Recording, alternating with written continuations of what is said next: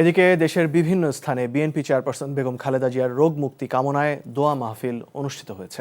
খুলনায় একটি মসজিদে দোয়া মাহফিলে খুলনা ২ আসনের বিএনপির সংসদ সদস্য প্রার্থী নজরুল ইসলাম মঞ্জু, দলীয় নেতাকর্মী সহ বিভিন্ন শ্রেণী পেশার মানুষ অংশ নেন।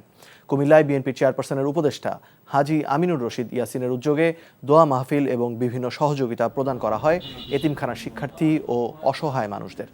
নরসিংদীতে দোয়া মাহফিল অনুষ্ঠানে বিএনপির যুগ্ম মহাসচিব খায়রুল কবির খোকন বলেন, সবার চাওয়া খালেদা জিয়া সুস্থ হয়ে দেশে ফিরে আসুক দেশ ও রাষ্ট্রের কল্যাণে।